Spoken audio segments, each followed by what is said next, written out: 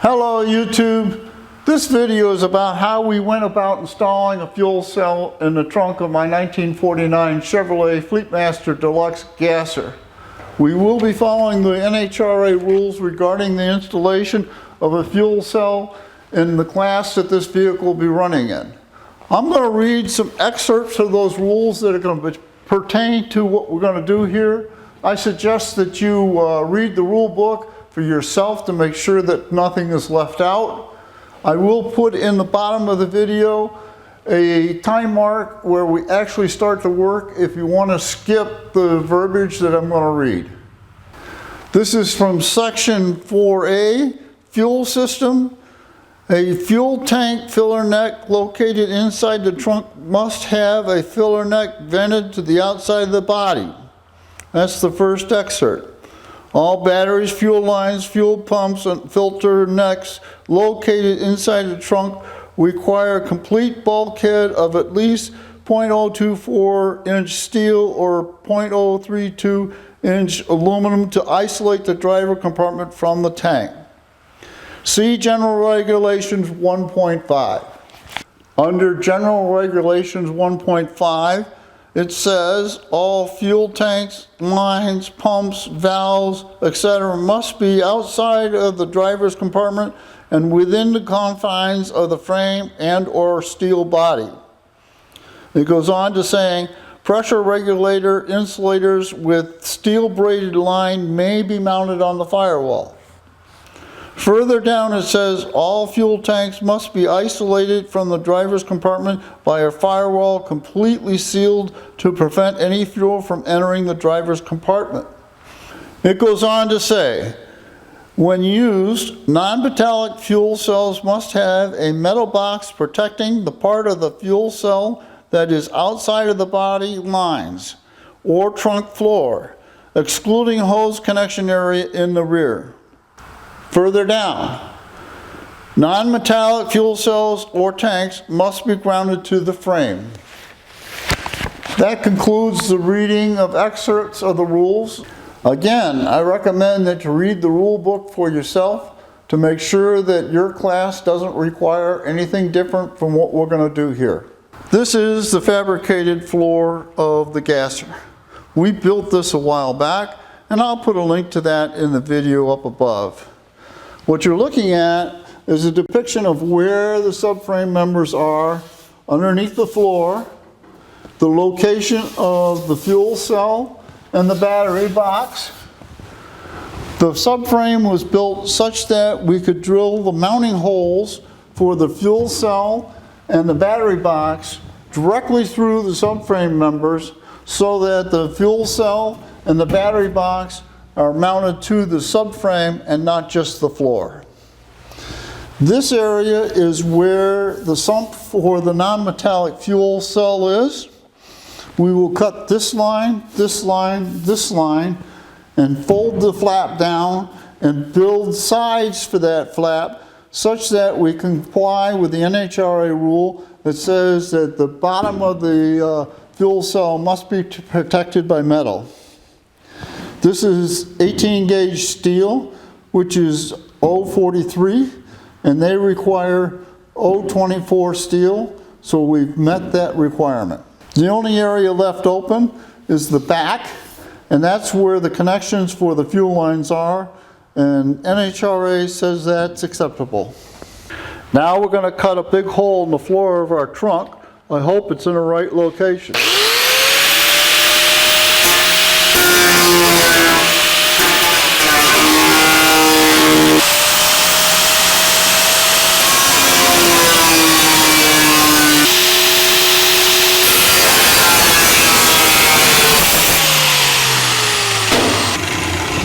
So we got it free.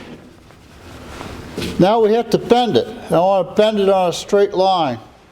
What I'm going to do to get this to bend on a straight line is I'm going to position underneath the floor some square tubing on a block, on a jack, and jack it up against the floor and then bang on it like this. So it should bend fairly straight. Let's give it a try.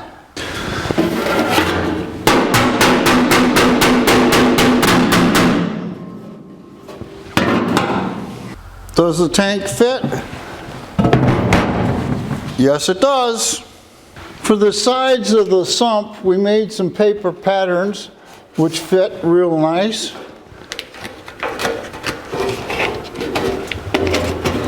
And from those paper patterns, we cut out metal strips, and we're going to weld those in. Let's tack the 4 corners in. These are difficult tacks because they're edge welds, and we can burn through it real easy.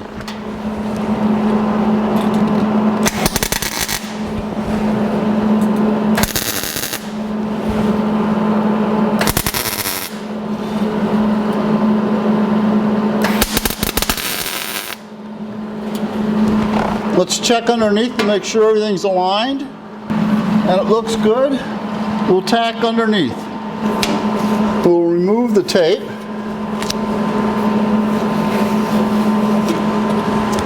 And weld it in. It looks ugly now. Let's grind it down and see what we got.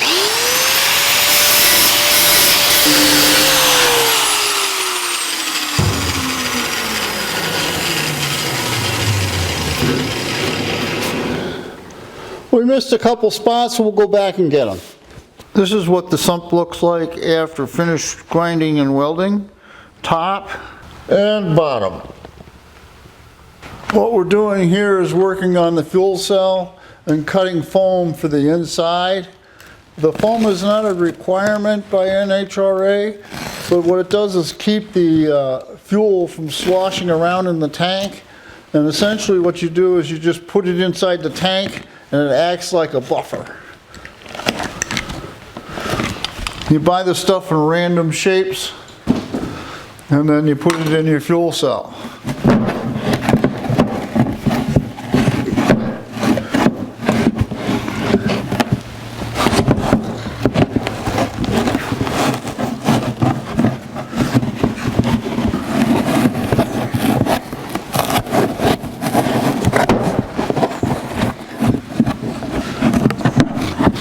Okay, that looks pretty good. Now we got to get all the stuff back in the fuel cell. That's full. Next thing we'll put back into the fuel cell is the rollover valve and a vent valve. The rollover valve has a ball in it, so if you were to roll the car over, it shuts the gas off so it won't come out of the tank. We got a gasket. Get up through the hole. Put another gasket on there and put the nut on there. And we got to get this Allen wrench on the nut underneath here. Okay. Now they give you can put the fill in the top or in the bottom. That's what this is for. We're actually not going to use this. We're going to put the fuel in the bottom. And there's some reasons for doing that. The idea is that if you put it in the bottom, you don't introduce any air bubbles to the system. Same thing, gasket, and a nut.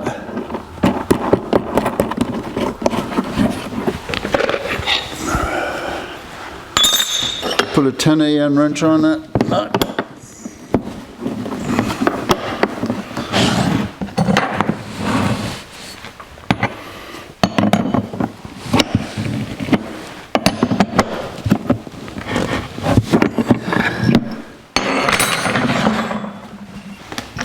Now we put the inner ring in.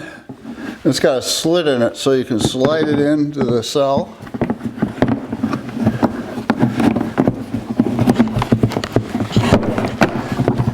And you get the bolts to come up through the hole. Put the gasket on.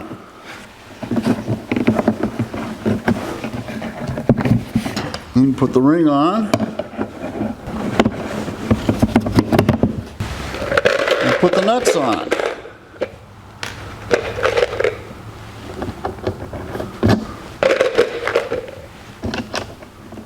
Remembering that this is plastic, we don't want to over tighten. We want to tighten evenly so that the gasket seats properly. And we want to alternate sides just like you would on a wheel. And we have our anti-sloshing foam installed in the fuel cell, and the cap still closes. And it is a locking gas cap. We'll put a cap on the unused return on the fuel cell, and we'll call this fuel cell ready to install in the car. We'll take our foam stuffed fuel cell, set it in place. We'll take the hold down straps with the bolts in them and put it over the fuel cell and the bolts into the holes to locate the fuel cell in its final location. Locate and mark where we need to drill the hole for the vent hose for the fuel cell. Take a center punch and a hammer and put a location point for our drill. Take a drill with a step bit in it and drill a hole. Remove the brackets.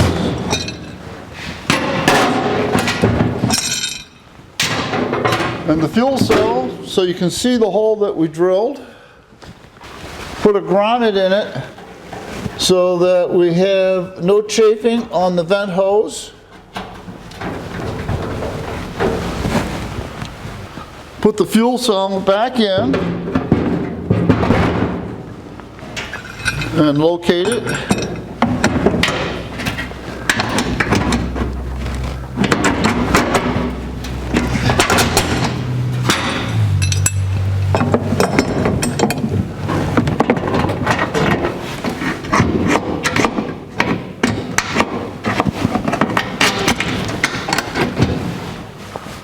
We'll use 180 degree full flow AN fitting to direct the overflow and vent to the floor, as the vent and overflow have to go through the floor of the trunk. We'll take a measurement to find out how long that hose has to be, and it looks like 8 3/4 inches, so we'll go and make an 8 3/4 inch AN hose. We'll mark off 8 3/4 inches on our hose. The most important part of doing an AN fitting is getting a clean, straight cut. And the best way I found to do that is to use a cutoff wheel.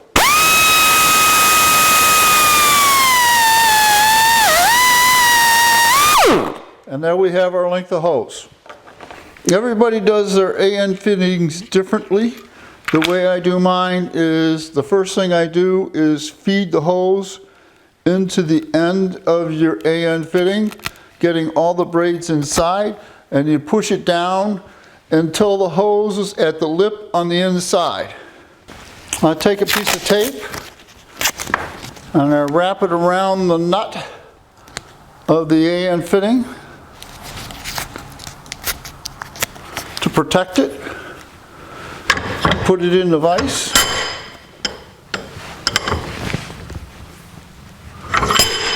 Take a little anti-seize and put it on the threads. A drop of oil on the end of the fitting. Take an awl, put some oil on the end of it, smear it around, push it into the hose to flatten the hose against the side of the fitting, and screw the fitting into the hose.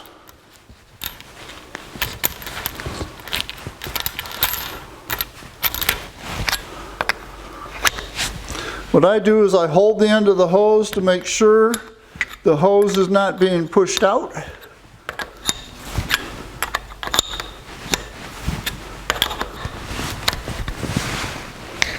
And what I do is I screw it down until I got a fingernail's thickness between the fitting and the nut. And then I align the flutes of the fitting with the nut so it looks pretty. And we have our fitting.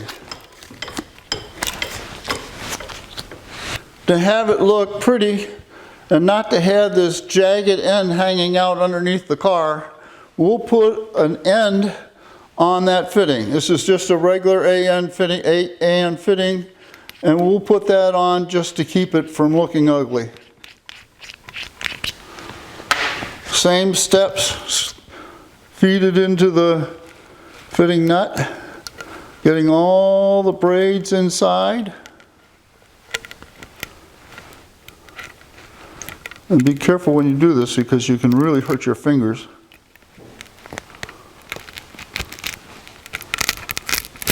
Like so. Push it down. Put tape on it.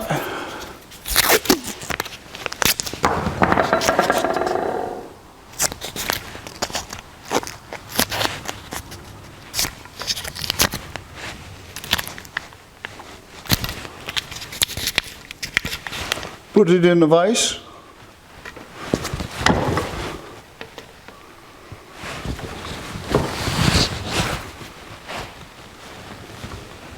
And screw our end on. Whoops. Little oil on the end of the owl. Spread the hose out. Little NICs on the nut.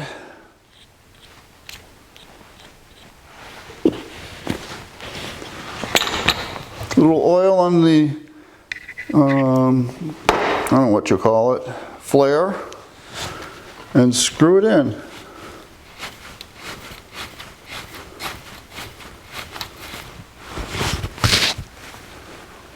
Get a fingernail's thickness and line the flutes up, like so. And we have our fitting.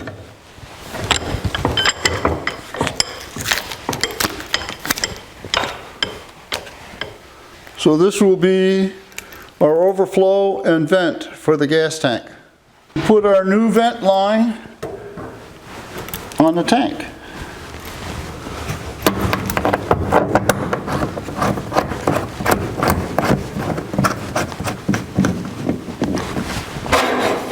Tighten it down.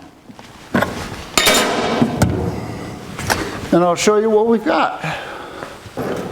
We have a nice clean installation of our overflow and vent hose. Now we're ready to bolt the fuel cell in for good. We push down on the nut, take a flat washer, a lock washer, and a nut, and screw it onto the end of the bolt. And do that for the other 3 bolts. We'll put a pair of vice grips on the bolt head to hold it in place, and I'll go underneath and tighten the nuts. This is the nut underneath, and we'll tighten it up and do the rest of them. And here is our overflow and vent through the floor of the trunk.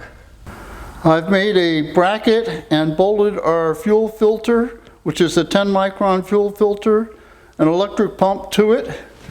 I've also welded to the bottom of it the nuts that will put the bolts in to mount it to the car.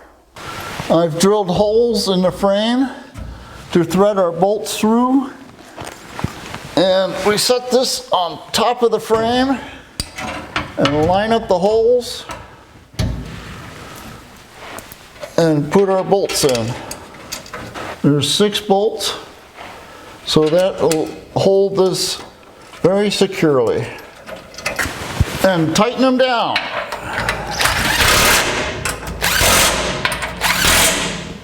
Now what we have to do is run a braided line from the outlet of the tank to the inlet of the fuel filter.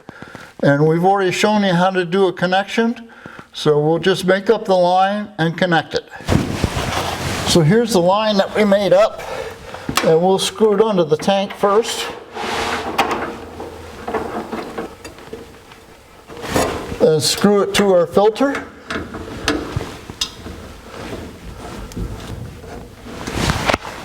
And our tank is now connected to our fuel filter. Running the line to the front firewall is a different video, and running the return from the firewall and our pressure regulator is also in a different video. Tighten the ends up with our Allen wrench and go back on top and finish the installation of the fuel cell. The last thing we have to do to make this fuel cell acceptable for an NHRA inspection is to run a ground line from the neck of the fuel cell to the body of the car. So we'll put a wire onto the neck.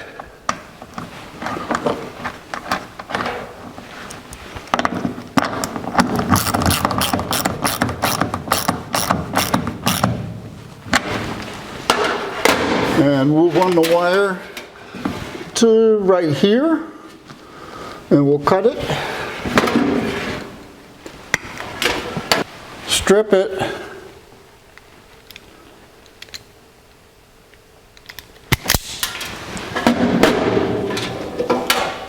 take a connector with a heat shrink on it,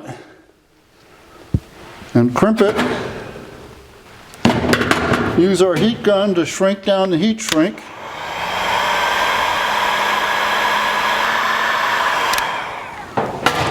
Locate where we're going to put it, and we'll put it right about there. Take a punch, punch a center hole, and this is actually through a subframe member in the floor. Drill a pilot hole.